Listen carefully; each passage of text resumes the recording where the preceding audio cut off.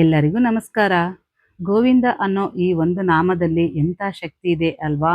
ಇವತ್ತು ನಾನು ನನ್ನ ಜೀವನದ ಅತ್ಯಂತ ಸೌಭಾಗ್ಯದ ಅಂದರೆ ಎಂದೆಂದಿಗೂ ಮರೆಯಲಾಗದ ಒಂದು ದೈವಿಕ ಅನುಭವವನ್ನು ನಿಮ್ಮ ಜೊತೆ ಹಂಚ್ಕೊಳ್ತೀನಿ. ನಾನು ತಿರುಮಲಕ್ಕೆ ಹೋದಾಗೆಲ್ಲ ಅನ್ಕೋತಾ ಇದ್ದೆ, ಈ ಥರ ಬಾರ್ಡರ್ ಸೀರೆ ಉಟ್ಕೊಂಡು ಒಡವೆಗಳನ್ನು ಹಾಕ್ಕೊಂಡು ಹೋಗ್ಬೇಕಂತ. ಅಲ್ಲಿ ಎಷ್ಟು ರಶ್ ಇರುತ್ತಲ್ಲ, ಹಾಗಾಗಿ ನಾನು ಯಾವಾಗಲೂ ಆದರೂ ಸಿಂಪಲ್ ಆಗೇ ಹೋಗ್ತಾ ಇದ್ದೆ. ಈ ಸಾರಿ ನೂಕು ನುಗ್ಗಲು ಇರೋದಿಲ್ಲಲ್ಲ, ಅದಕ್ಕಾಗಿ ಈ ಸೀರೆಗಳನ್ನು ರೆಡಿ ಮಾಡಿ ಇಟ್ಕೊಂಡಿದ್ದೀನಿ. ತಿರುಮಲ ತಿರುಪತಿ ದೇವಸ್ಥಾನದಲ್ಲಿ ಕೋಟ್ಯಾಂತರ ಭಕ್ತರು ಕಾಯುವ ಈ ಸುಪ್ರಭಾತ ಸೇವೆ ನನಗ ಮತ್ತು ನನ್ನ ಮಗಳಿಗೆ ಹೇಗೆ ಸಿಕ್ತು, ಈ 3 ಗಂಟೆಯ ದರ್ಶನ ಹೇಗಿತ್ತು ಅನ್ನೋದನ್ನ ಈ ವಿಡಿಯೋದಲ್ಲಿ ತಿಳಿಸ್ತಾ ಇದ್ದೀನಿ.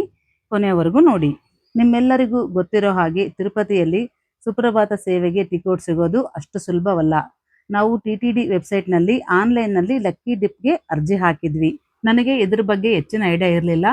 ಕಾರ್ತಿಕ್, ನನ್ನ ಮಗಳು ವಾಣಿ ಅವರೇ ಹೇಳಿದ್ದು, ಆಕಣ ಮಮ್ಮಿ ಸಿಕ್ಕರೆ ಸಿಗ್ಬೋದು ಅಂತ. ಲಕ್ಷಾಂತರ ಜನರಲ್ಲಿ ಆ ಏಡುಕೊಂಡಲ ಶ್ರೀನಿವಾಸ ನಮಗೆ ಈ ಅವಕಾಶ ಕರುಣಿಸ್ತಾನ ಅನ್ನೋ ಒಂದು ಸಂಶಯ ಇತ್ತು. ಈಗ ರೂಮಿಗೆ ಬಂದ್ವಿ. ಇಲ್ಲಿ ನಮ್ಮಪ್ಪ, ಅಮ್ಮ, ಮತ್ತೆ ನಮ್ಮ ಸಿಸ್ಟರ್, ನಮ್ಮ ಬ್ರದರ್ ಎಲ್ಲರೂ ಕೂಡ ಅವರು 300 ಟಿಕೆಟ್ ದರ್ಶನ ಮಾಡೋದಕ್ಕೆ ಬಂದಿದ್ರು. ಎಲ್ಲ ಸ್ನ್ಯಾಕ್ಸ್ ತಂದಿದ್ರಲ್ಲ, ಇನ್ನು ಊಟ ಬೇಡ ಅಂತೇಳಿ ನೈಟ್ ಅವ್ರು ತಂದಿರುವಂಥ ಸ್ನ್ಯಾಕ್ಸನ್ನು ತಿಂದ್ವಿ.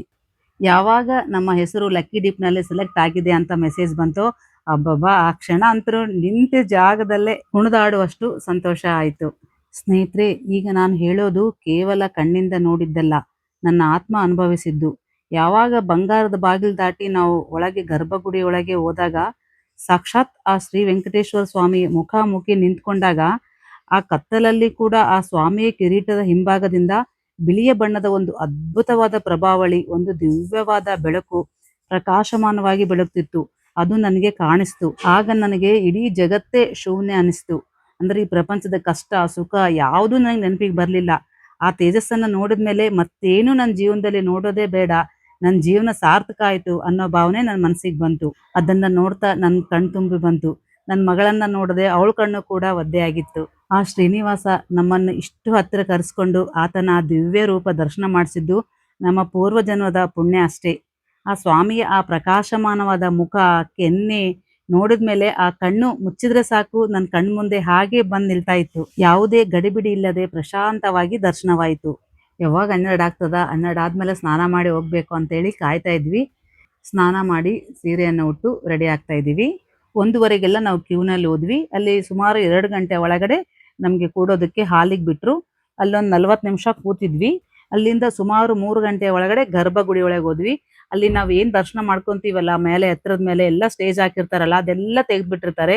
ಅಲ್ಲಿ ನಮ್ಮನ್ನೆಲ್ಲ ನಿಂದ್ರಿಸಿ ಕೌಶಲ್ಯ, ಸುಪ್ರಜಾ, ರಾಮ ಅಂತೇಳಿ ಶ್ಲೋಕ ಹೇಳೋದಕ್ಕೆ ಶುರು ಮಾಡ್ತಾರೆ. ಅದಾದ್ಮೇಲೆ ಬಂದಿರ್ತಕ್ಕಂಥ ಎಲ್ಲರಿಗೂ ಕೂಡ ಒಬ್ಬೊಬ್ಬರಾಗಿ ಗರ್ಭಗುಡಿಯೊಳಗೆ ದರ್ಶನಕ್ಕೆ ಬಿಡ್ತಾರೆ. ಇನ್ನು ದರ್ಶನ 4:15ಗೆಲ್ಲ ನಾವು ಹೊರಗೆ ಬಂದ್ವಿ. ಇನ್ನೂ ಟೈಮ್ ಇತ್ತಲ್ಲ ಅಂತೇಳಿ ರೂಮಿಗೆ ಬಂದು ಸ್ವಲ್ಪ ಹೊತ್ತು ರೆಸ್ಟ್ ಮಾಡಿದ್ವಿ. ನಾವು ಫೋನ್ ರೂಮಲ್ಲೇ ಇಟ್ಟೋದಕ್ಕೆ ಅಲ್ಲಿ ಗುಡಿಯಲ್ಲಿ ಏನು ಫೋಟೋ ತಗೊಳಕ್ಕಾಗಲಿಲ್ಲ. ಇನ್ನು ಹೊರಗಡೆ ಬಂದು ತಗೋತಾ ಇದ್ದೀವಿ. ನಮ್ಮ ಕಣ್ಣು ಮುಂದೆನೆ ದೇವರಿಗೆ ಹಾಸಿರುವಂಥ ಹಾಸಿಗೆಗಳನ್ನು ತೆಗೆದುಕೊಂಡು ಹೋದ್ರು. ಆಮೇಲೆ ಸನ್ನಿಧಿಗೂ ಎಲ್ಲ ಅಂತ ಕೈಯಲ್ಲಿ ಡ್ಯೂಟಿಗೆ ಇಟ್ಕೊಂಡು ಬಂದರು. ಅವರು ಬಂದ ಮೇಲೆ ಮತ್ತೆ ಕೆಲವು ಅಧಿಕಾರಿಗಳೆಲ್ಲ ಬಂದರು. ಸರಿಯಾಗಿ 3 ಗಂಟೆಗೆ ಬೀಗ ತೆಗೆದು ಅವರ ಒಳಗಡೆ ಹೋದ್ರು. ನಮ್ಮ ಕಣ್ಣು ಮುಂದೆನೆ ಅವ್ರು ಆ ಥರ ಓದ್ತಿದ್ರೆ ನನ್ನ ಮೈಯೆಲ್ಲ ಒಂಥರ ಬೂಸ್ ಬಾಂಬ್ಸ್ ಬಂದಂಗೆ ಆದವು. ಆಮೇಲೆ ದೇವ್ರು ಕಾಣ್ಲಾರ್ದಂಗೆ ಕರ್ಟನ್ ಎಳೆದ್ಬಿಡ್ತಾರ. ನಾವು ಮುಂದೆ ನಿಂತು ಆ ಸುಪ್ರಭಾತನ ಕೇಳ್ತಾ ಇರಬೇಕು. ಬಂದರೆ ಹಾಡೋರು ಕೂಡ ಆಡ್ತಾರೆ. ಅದೇ ಟೈಮಿಗೆ ಇಂದ ಸುತ್ತನೂ ಕೂಡ ಅಂಗ ಪ್ರದಕ್ಷಿಣೆ ಆಗ್ತಾ ಇರ್ತಾರಲ್ಲ. ಫಸ್ಟ್ ಹೆಣ್ಮಕ್ಳು ಅಂಗ ಪ್ರದಕ್ಷಿಣೆ ಆಗ್ತಾರೆ, ಅದಾದ್ಮೇಲೆ ಗಂಡ್ಮಕ್ಳು ಅವರು ಕೂಡ ಲಕ್ಕಿ ಡಿಪ್ಪಲ್ಲೇ ಸೆಲೆಕ್ಟ್ ಆಗಿರ್ತಾರೆ ಅಂತ ಹೇಳಿದ್ರು. ಅವ್ರದ್ದು ಅಂಗ ಪ್ರದಕ್ಷಿಣೆ ಎಲ್ಲ ಆದ್ಮೇಲೆ ನಮ್ದು ಜೊತೆಗೆ ಅವ್ರಿಗೂ ಕೂಡ ಗರ್ಭಗುಡಿ ಮೊದಲನೇ ಬಾಗಿಲಿಗೆ ದರ್ಶನ ಕೊಡ್ತಾರೆ.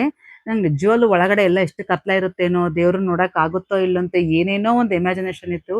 ಬಟ್ ನನಗೆ ದೇವರಿಂದ ಮಾತ್ರ ಪ್ರಕಾಶಮಾನವಾದ ಪ್ರಭಾವಳಿ ಏನು ಕಾಣಿಸ್ತಲ್ಲ, ಹಾಗೆ ಆತನ ಕೆನ್ನೆಗಳು, ಹಚ್ಚಿದ ಕರ್ಪೂರ, ಆತನ ಕಾಲು, ಕೈ, ಶಂಖ, ಚಕ್ರ, ಕಿರೀಟ ಇದಂತೂ ತುಂಬಾ ಚೆನ್ನಾಗಿ ನೋಡಿದ್ದೀನಿ.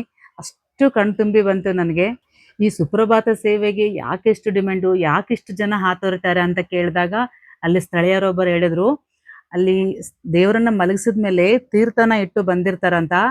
ಆಮೇಲೆ ಮುಕ್ಕೋಟಿ ದೇವತೆಗಳು, ಬ್ರಹ್ಮ ಎಲ್ಲರೂ ಬಂದು ಅಲ್ಲಿ ಪೂಜೆ ಮಾಡಿ ಆ ತೀರ್ಥನ ಸೇವನೆ ಮಾಡಿರ್ತಾರಂತ. ಅಂದ್ರೆ ಇಟ್ಟಿರುವಂತ ತೀರ್ಥ ಅರ್ಧದಷ್ಟಾಗಿರುತ್ತಂತ. ಅಂತ ಒಂದು ಮುಕ್ಕೋಟಿ ದೇವತೆಗಳು ತಿರುಗಾಡಿರ್ತಕ್ಕಂಥ ಆ ದೇವಸ್ಥಾನದೊಳಗಡೆ ನಾವು ಹೋದಾಗ ಅಲ್ಲಿ ಸಿಗೋ ವೈಬ್ರೇಷನ್ಸೇ ಬೇರೆ. ಹಾಗೆ ನಾನು ಸನ್ನಿಧಿಗೊಲ್ಲ ಮೊದಲು ತೆಗಿತಾನಂತ ಒಂದು ಸಿನಿಮಾದಲ್ಲಿ ಕೇಳಿದ್ದೆ ಅಷ್ಟೇ. ಅದು ರಿಯಲ್ ಆಗಿ ಆ ಗೊಲ್ಲ ಡ್ಯೂಟಿಗೆ ಇಟ್ಕೊಂಡು ನಮ್ಮ ಕಣ್ಣು ಮುಂದೆ ಹೋದಾಗ ನನ್ನ ಜನ್ಮ ಸಾರ್ಥಕ ಆಯ್ತು ಅಂತ ಅನಿಸ್ತು ನನಗೆ. ನನ್ನ ಮಗಳದು ಕೂಡ ಲಕ್ಕಿ ಡಿಪ್‌ನಲ್ಲಿ ಹಾಕಿದ್ದು ಇದೇ ಫಸ್ಟ್ ಟೈಮು. ಅವಳಿಗೂ ನನಗೂ ಇಬ್ರಿಗೂ ಸಿಕ್ಕಿದ್ದು ಒಂದು ನಮ್ಮ ಅದೃಷ್ಟ ಅಂತಾನೆ ನಾನು ಭಾವಿಸ್ತಾ ಇದ್ದೀನಿ. ಅದೇ ಟೈಮಲ್ಲೇ ನಾವು ಶಿಫ್ಟ್ ಕೂಡ ತಿರುಪತಿಗೆ ಆಗಿದ್ದೀವಿ. ಅದು ಒಂದು ಭಗವಂತನ ಆಶೀರ್ವಾದ ಅಂತಾನೆ ಹೇಳ್ಬೋದು. ನಿಮಗೂ ಕೂಡ ಎಂದಾದರೂ ಈ ಸುಪ್ರಭಾತ ಸೇವೆಯ ಭಾಗ್ಯ ಸಿಕ್ಕಿದೆಯೇ? ಅಥವಾ ಸಿಗಬೇಕು ಅಂತ ಆಸೆ ಇದೆಯೇ? ಇಲ್ಲ ನೀವು ಯಾವತ್ತಾದರೂ ಲಕ್ಕಿ ಡಿಪ್ಪಲ್ಲಿ ಟ್ರೈ ಮಾಡಿದ್ರಾ ಅನ್ನೋದನ್ನ ಕಮೆಂಟಲ್ಲಿ ತಿಳಿಸಿ. ನಿಮಗೆ ಈ ವಿಡಿಯೋ ಇಷ್ಟ ಆಗಿದ್ರೆ ಖಂಡಿತ ಒಂದು ಲೈಕ್ ಮಾಡಿ, ಹಾಗೆ 4 ಜನರಿಗೆ ಶೇರ್ ಮಾಡಿ, ಮತ್ತು ನಮ್ಮ ಚಾನಲನ್ನು ಯಾರಾದರೂ ಹೊಸದಾಗಿ ನೋಡ್ತಾ ಇದ್ರೆ ಸಬ್ಸ್ಕ್ರೈಬ್ ಮಾಡ್ಕೊಳ್ಳಿ. ಸಬ್ಸ್ಕ್ರೈಬ್ ಮಾಡಿದವರಿದ್ರೆ ಹೈಪ್ ಅಂತ ಒಂದು ಆಪ್ಷನ್ ಬಂದಿದೆ, ಹೈಪ್ ಕೂಡ ಮಾಡಿ. ಆ ಶ್ರೀನಿವಾಸ ಸ್ವಾಮಿ ಎಲ್ಲರಿಗೂ ಒಳ್ಳೇದು ಮಾಡಲಿ. ಭಕ್ತಿಯಿಂದ ಒಮ್ಮೆ ಗೋವಿಂದ ಗೋವಿಂದ ಅಂತ ಹೇಳಿ, ಹಾಗೆ ಕಮೆಂಟಲ್ಲಿ ಗೋವಿಂದ ಅಂತ ಕೂಡ ಬರೀರಿ. ಮುಂದಿನ ವಿಡಿಯೋದಲ್ಲಿ ಮತ್ತೆ ಸಿಗ್ತೀನಿ. ಅಲ್ಲಿವರೆಗೂ ನಮಸ್ಕಾರ. Thank you.